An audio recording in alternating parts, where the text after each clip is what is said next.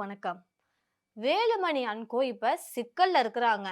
அவங்கள ஒண்ணு சேர்க்கறதுக்கு, அதாவது இபிஎஸ் வேலுமணி தரப்ப ஒண்ணு சேர்க்கறதுக்கு சூப்பர் ஸ்டாரா இறக்கியிருக்காங்களாம்.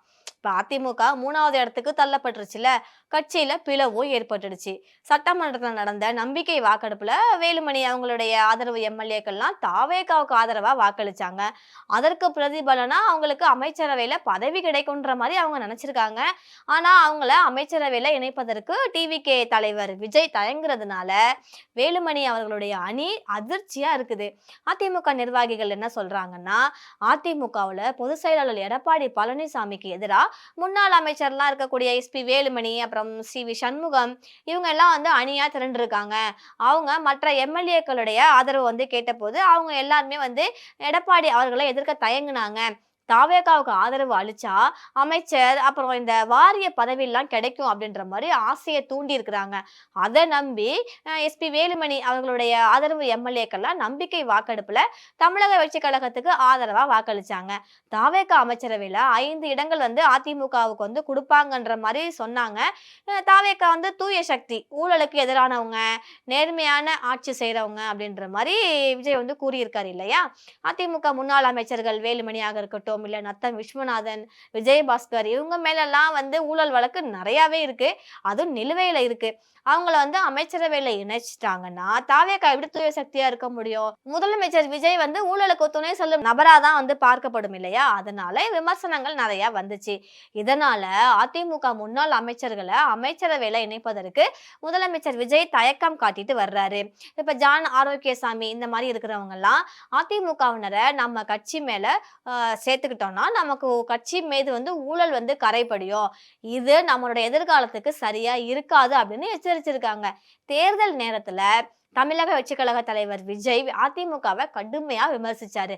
அதையும் மீறி பதவி கிடைக்கும்ன்ற ஒரே காரணத்தினால வேலுமணி அன்கோ, அந்த சண்முகம் அவங்களுடைய ஆதரவு எம்எல்ஏக்கள் எல்லாரும் தமிழக வெற்றிக் கழகம் பக்கம் சாஞ்சிருக்கிறாங்க. அதிமுகவினரை அமைச்சரவையில இணைச்சா தாவேகா மீதான பிம்பம் வந்து மாறும். திமுகவுக்கு அரசியல் செய்வதற்கு ஒரு பெரிய வாய்ப்பாகவும் இது வந்து மாறிடும்ன்றதுனால முதலமைச்சர் விஜய் தீவிர யோசனையில இருக்கிறாரு.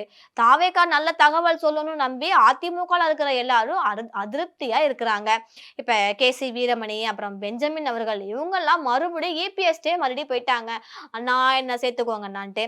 நமக்கு நிச்சயமா அமைச்சரவையில இடம் கிடைக்கும், பொறுமையா இருங்க அப்படின்ட்டு வேலுமணி அன்கோ அவங்க சி.வி. சண்முகம் அவங்க வந்து தங்களுடைய எம்எல்ஏக்கள் எல்லாம் சமாதானப்படுத்திட்டு வந்துட்டு இருக்காங்க. ஒரு சில நாட்கள்ல அது வந்து நடக்கல அப்படின்னா வேலுமணி ஆதரவு எம்எல்ஏக்கள் எல்லாம் அப்படியே கூண்டோட இபிஎஸ் பக்கம் செல்வதற்கான வாய்ப்பும் இருக்குது. அடுத்ததாக என்னன்னு பாத்தீங்கன்னா, அதிமுகவுல மறுபடியும் ஒரு பிளவு பூகம்லாம் அடிச்சுக்கிட்டு இருக்கு.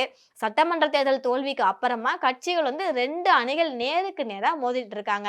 சபாநாயகர், ஆளுநர் அப்படின்னு அனைத்து திசைகள்லயும் வந்து மனுக்கள் பறந்துகிட்டு இருக்கு.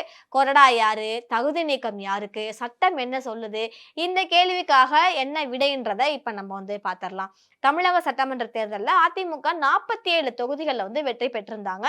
அதற்கப்புறமா 2021க்கு அதுக்கப்புறம் இந்த தடவையும் இவங்க தோல்விதான் இவங்களுக்கு கிடைச்சது.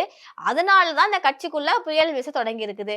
முன்னாள் அமைச்சர்கள் வந்து அந்த எஸ்பி வேலுமணி, சி.வி. சண்முகம் இவங்க எல்லாருமே வந்து பொதுச் செயலாளரா இருக்கக்கூடிய எடப்பாடி பழனிசாமி அவர்கள் வந்து பதவி விலகணும்னு போர்க்கொடி தூக்குனாங்க. தாவேகா தொடர்பான அரசியல் சூழல்ல நடந்த நம்பிக்கை வாக்கெடுப்புல 25 ஆதரவு எம்எல்ஏக்கள், அதாவது எஸ்பி வேலுமணி இவங்களுடைய ஆதரவு எம்எல்ஏக்கள் ஆதரவு தெரிவிச்சாங்க.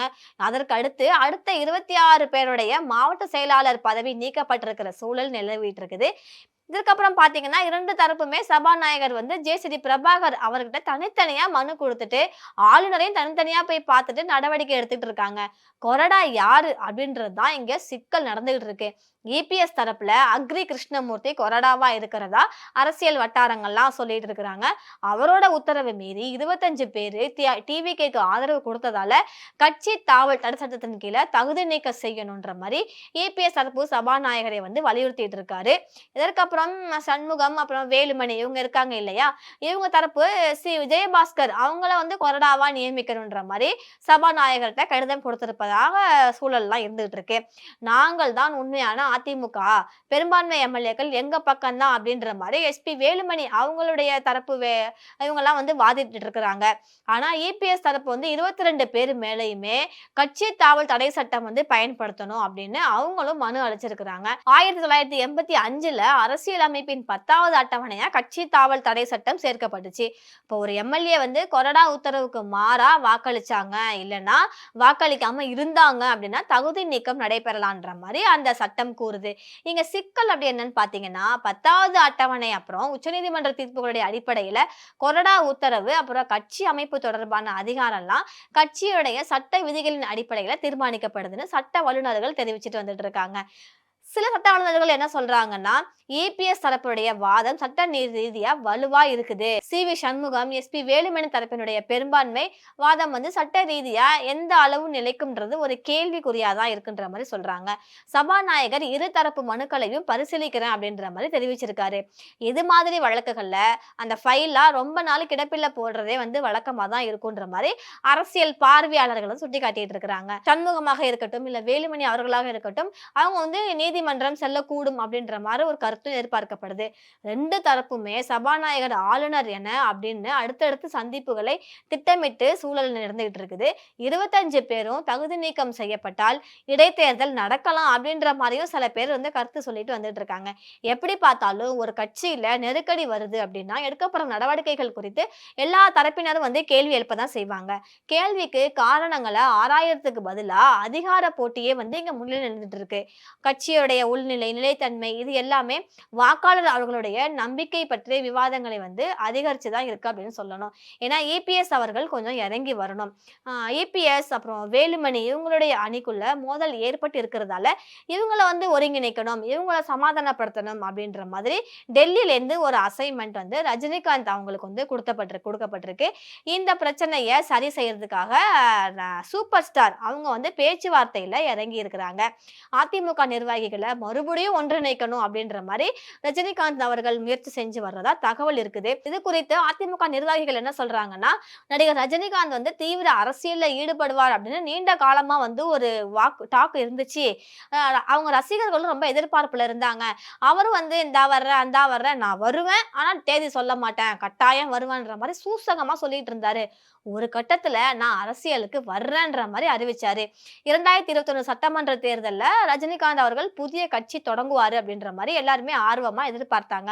ஆனா திடீர்னு அவரு இல்ல நான் அரசியல்லாம் இறங்கலன்ட்டு ஜகா பின் வாங்கிட்டாரு. இப்ப ரஜினி அரசியல்ல இறங்கல அப்படின்னாலும் அரசியல்ல அவர் ஒரு முக்கிய சக்தியா தான் இருக்காரு. இப்ப திராவிட முன்னேற்ற கழகம், பாஜக இந்த கட்சிகளுடைய எல்லாம் அவர் வந்து நெருக்கமா தான் இருக்காரு, நம்ம பார்த்துக்கிட்டு இருக்கோம். சட்டமன்ற தேர்தல் முடிஞ்சோன்னு திமுக தலைவர் மு.க.ஸ்டாலினை வந்து நடிகர் ரஜினி சந்திச்சாரு. இப்போதும் அவர் வந்து தமிழ்நாடு அரசியலை வந்து உற்று கவனிச்சுட்டு தான் வர்றாரு. தேர்தல்ல யாருக்கும் பெரும்பான்மை கிடைக்காத நிலையில திமுக ஆதரவோட அதிமுக ஆட்சி அமைக்கிற முயற்சியும் நடைபெற்றது. இதற்கு ரஜினி அவர்களும் ஒரு காரணமாக இருந்தார்ன்ற தகவலும் வெளியானுச்சு. ரஜினி சார் வந்து எம்.கே. ஸ்டாலின்ட்ட போய் பேசி இந்த மாதிரி ஒரு டாக் போனுச்சு. ஆனா அந்த முயற்சி வந்து கை கொடுக்கல. அதற்கப்புறம் அதிமுகவுல பிளவு ஏற்பட்டுச்சு. பொதுச் செயலாளராக இருக்கக்கூடிய இபிஎஸ் பழனிசாமிக்கு, அதாவது எடப்பாடி பழனிசாமிக்கு எதிரா முன்னாள் அமைச்சர்களாகிய எஸ்.பி. வேலுமணி, சி.வி. சண்முகம் இவங்கெல்லாம் வந்து அணி திரண்டாங்க. தாவேக அரசு மீதான நம்பிக்கை வாக்கெடுப்புல இபிஎஸ்க்கு ஆதரவா வாக்களிச்சாங்க. அதிமுகவுடனும் ரஜினி அவர்கள் ஒரு நெருங்கிய தொடர்புல தான் இருந்ததா வந்து பார்க்கப்படுது இந்த இடத்துல.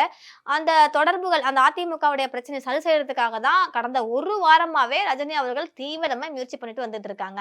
இதுக்காக அதிமுக அப்புறம் பாஜக இருக்கக்கூடிய தன்னுடைய நெருங்கிய நண்பர்கள் மூலமா சூப்பர் ஸ்டார் அவர்கள் ஆலோசனை பண்ணிட்டு வந்துட்டு இருக்கிறாராம்.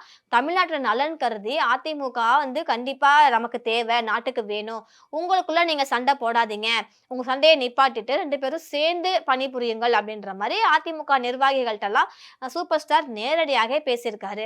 கட்சி தொடங்கிய 2 வருடங்கள்லயே இளைய தளபதி விஜய் அவர்கள் முதலமைச்சர் ஆகியிருக்காரு. அரசியலுக்கு வராம போனதை நினைச்சு ரஜினி வந்து வருத்தப்படுறாரு. அவருடைய உடல்நலம் வந்து ஒத்துழைச்சாதானே களத்துல இறங்கி வேலை பார்க்க முடியும் அப்படின்ற மாதிரியும் அவர் சொல்லியிருக்காருன்ற மாதிரி ஏடிஎம்கே நிர்வாகிகள் சொல்லிட்டு இருக்காங்க. ஏன்னா ஏற்கனவே வந்து சசிகலா அவர்கள் ஒரு பக்கம் வந்து ஏடிஎம்கே எல்லாம் ஒன்றிணையணும், ஏடிஎம்கே ஒன்றிணைந்தா இது கடல் போல ஒரு பவர் பவர் இதுக்கு. சப்போஸ் ஏடிஎம்கே ஒண்ணா அதாவது இபிஎஸ், ஓபிஎஸ், சசிகலா அவர்கள், டிடிவி தினகரன் இவங்க எல்லாம் ஒண்ணா இருந்திருந்தாங்கன்னா, கண்டிப்பா இந்த 2026 தேர்தல்ல ஆட்சியே பிடிச்சிருக்கலாம். திமுகக்கு எதிரா நம்ம வந்திருக்கலாம். ஆட்சிய பிடிச்சு நம்ம எம்ஜிஆர், ஜெயலலிதா அவங்களுடைய பேர காப்பாத்திருக்கலாம். ஆனா நம்மளால ஜெயிக்கவும் முடியல. எதிர்க்கட்சியாகவும் இருக்க முடியல. சில இடங்கள்ல 4வது இடத்துக்குலாம் தள்ளப்பட்டோம். டெபாசிட் கூட வாங்கல. இது மாரிலாம் ஆனதுக்கு காரணம் தலைமை சரியில்ல அப்படின்றதுனால தான்.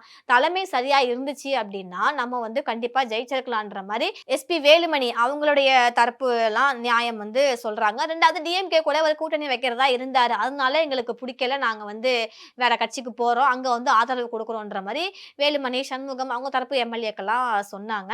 ஸோ இப்ப கடைசியா நடிகர் ரஜினிகாந்த் களமிறங்கி இருக்காரு. ஸோ நம்ம வெயிட் பண்ணி பார்க்கலாம். ஏடிஎம்கேவ மறுபடி சேர்த்து, இணைத்து கடல் போல இவங்க மாறுறாங்களா? இல்ல இதே மாரி தான் பிரிஞ்சு இருந்துகிட்டு உட்கட்சி பூசலோட பிரிஞ்சு இருந்து அரசியல் பண்றாங்களா என்னன்றத நம்ம பொறுத்திருந்து பார்க்கலாம்.